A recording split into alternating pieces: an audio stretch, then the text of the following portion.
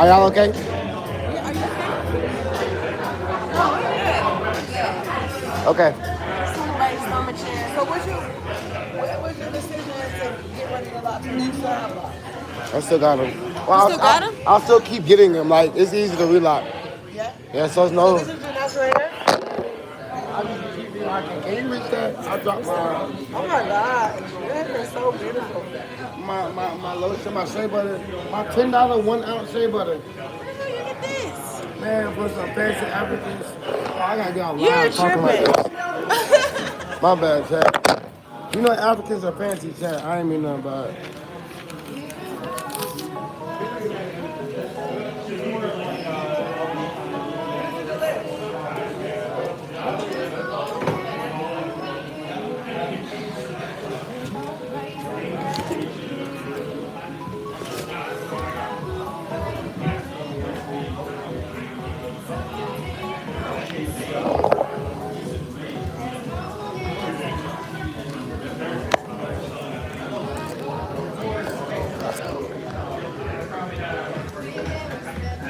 Are you gonna help me out? Not a bar.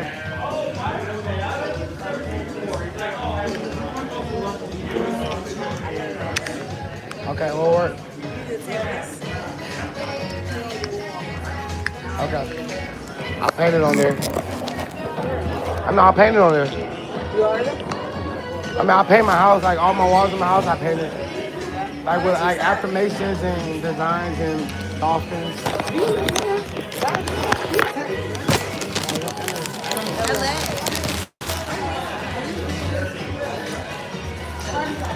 It takes the dream that God gave me. I'm from Atlanta. From Atlanta. What are y'all doing in the chat? What's up, chat? I just came on here to use the camera, but thank you so much for being here. I love y'all. Welcome to the PRIIZZY show. Ah, my driver canceled on me. I can't believe he freaking canceled on me. What's up, chat? What are y'all doing here in the chat? Y'all not supposed to be up right now. But thanks for being here. I love y'all. Did y'all see my performance today? Did y'all see my performance? I posted it. I didn't post it on YouTube. I posted it on Instagram. Don't be mad at me, chat.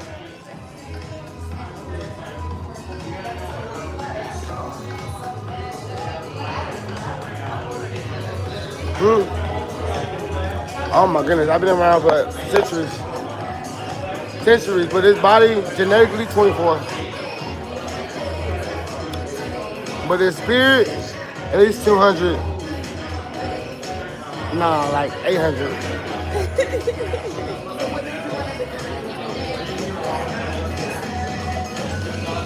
I had a dream when I was 9 years old. I had a rough childhood.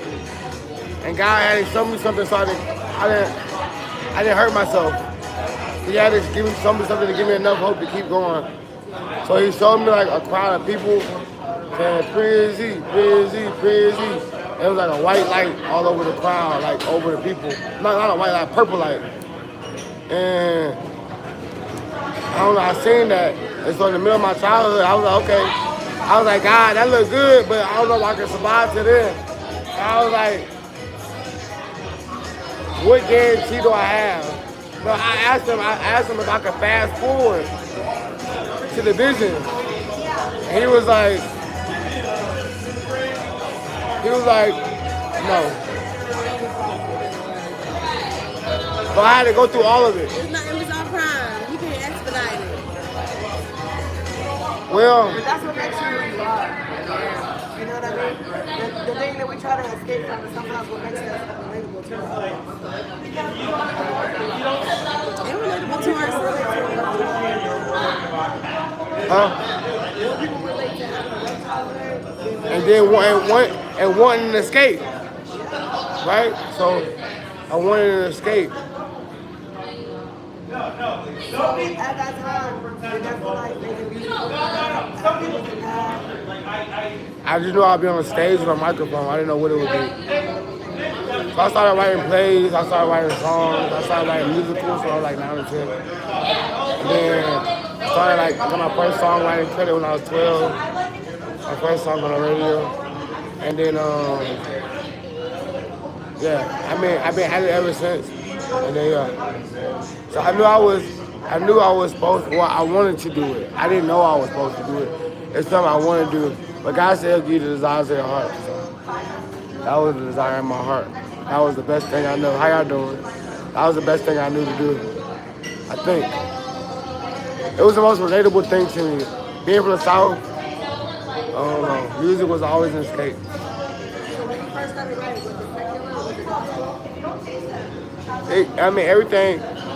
I don't really separate the two too much because you can make a love song and people call love song secular, right? And I know secular means worldly or carnal, but I feel like the gift, it comes from God originally and it's perverted. So, by the devil. So, when you ask me if I made secular music, I wouldn't say I made secular music. I made a music that a 10-year-old kid would make. Talking about his life, my perspective, you know what I'm saying? And then as I got older, I wanted to be more marketable and more commercial, so I started making trap music. And that's why I was getting in trouble with my dad, because he didn't like that. And he didn't like that because he was like, everybody leads to destruction that blood's on my hands. I'm like, but just because they listen to my music and pop Molly or sip lean, that ain't got nothing to do with me. He was like, well, your gift that I gave you is going to have people listen to you and they're going to follow you whether you're right or wrong. So because they're going to follow you either way, that's on your hands, like the blood is on your hands. So I took it seriously. I stayed on the fence on whether I was going to make like gospel music or not make music at all. But then God told me March 16th of 2024 to like go full time and make gospel. And I thought it was so lame at first, but it was literally the best thing I ever did in my life, the best decision I ever made. Because every conversation I had with people, it leads to like some form of deliverance. In some way, I've heard so many people, everybody talking to them, like I could pray with somebody, and I don't even gotta say like, I'm praying for you, you know? I do that. Sometimes I pray for people just by touching them on their arm. And I can pray in my heart and in my spirit and it's done. And I never tell them I prayed. And I never tell them I prayed for them. Cause I don't even want them to think I did it. I'll just check on them like a couple weeks later. Cause I'm expecting a testimony. Like I'm expecting them to have a testimony with something that they didn't even know I knew that God showed me to pray for. You know, I be looking for it. That's all I need. You know, I don't do it for like, I do it like it's a secret thing between me and God. You know, people I pray for and the people I help. It's between me and him. Like, don't nobody know.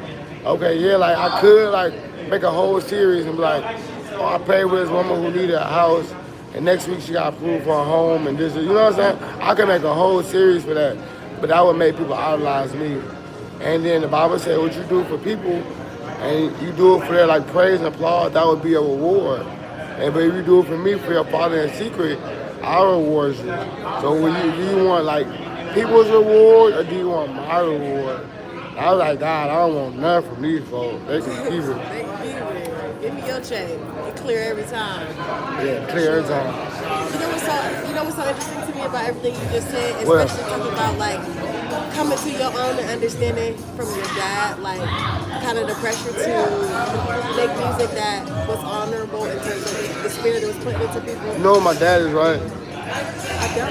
I was talking about Jesus. Right. Okay. Right.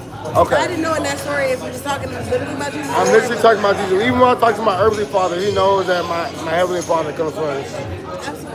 Absolutely. But I think that makes Obedience is rewarded. Oh, that's why I was crying. I was crying when I walked out the stage. I went to the back and I was crying. And I went to the side so nobody could find me, and I cried. I was thinking about my mom.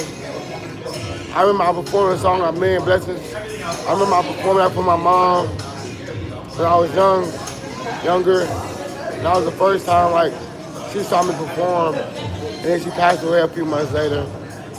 So like for me to perform that song and everybody like loved it the way she loved it, like when I performed it, she like ran into my arms and she jumped into my arms, like, and it was so embarrassing. 'Cause I was a kid or a teenager, but it was like my mom, she was so happy and proud of me. And I was so happy that she was that proud of me. And that's how I felt last night. That same feeling, it was weird. It was so weird. I can't explain it.